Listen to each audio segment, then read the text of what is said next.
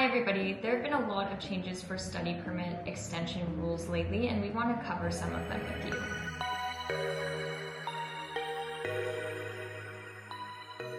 So Elizabeth, could you tell us when somebody needs to apply for a new study permit? Yes, so it used to be the case when if you had a study permit, you could have used the same study permit when you're transitioning from high school to university, or if you wanted to change programs when you're in a post-secondary level, university, college, you didn't have to do much. You could just notify immigration, but use the same study permit and you could change the institutions. That's no longer the case. If you are going from high school to college or university, you need to apply for a new study permit for the college or university, and you cannot start studying until that new study permit is issued.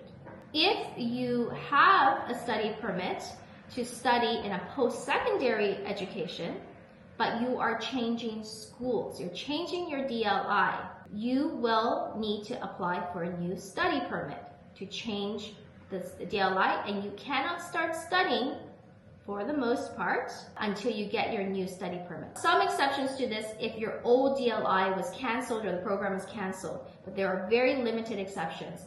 For the most part, if you are changing your DLIs, you will need to get a new study permit, and you cannot start studying until the new study permit is issued. In these circumstances, when do you need a new Provincial Attestation Letter or a PAL?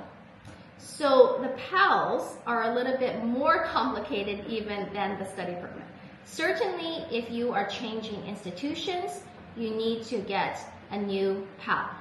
But if you are staying in the same institution and your study permit is good, you don't need to change and apply for another study permit.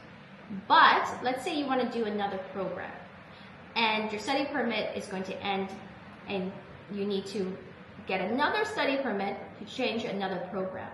Well, whether or not you need a PAL in order to file your study permit extension depends on what your second program is going to be about. If your second program is at the same level, let's say you're doing one college certificate and you want to do another college certificate at the same college, you don't need a new PAL for that. But let's say you're doing an undergrad, you finished your bachelor's, now you want to do a master's, even if it is at the same university, you will need to get a new PAL because it's at a different level. Another important thing to keep in mind is the new field of study requirements. So if you're studying at the post-secondary level, but you're not in a bachelor's or a master's or a PhD, you need to keep the field of study requirements in mind when you're applying for a study permit extension.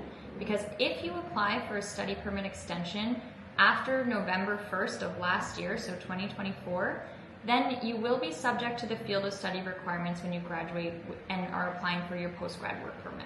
That's right. So let's say you have a study permit and you finished your first program and you had that study permit, you applied before November 1st. So that first program is not subject to the field of study requirement. However, now, let's say you wanted to apply for a second program. I'm assuming that you'll want to get your post-grad work permit.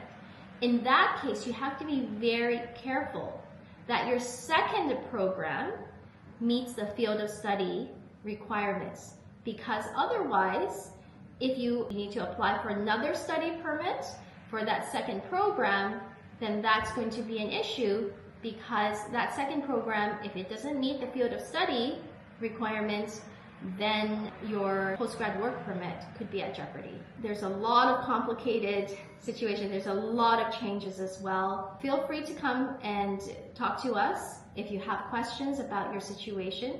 We're here to help. And also on our newsletters and on our social media, we always try to keep you updated on these changes as well. Take care, everyone.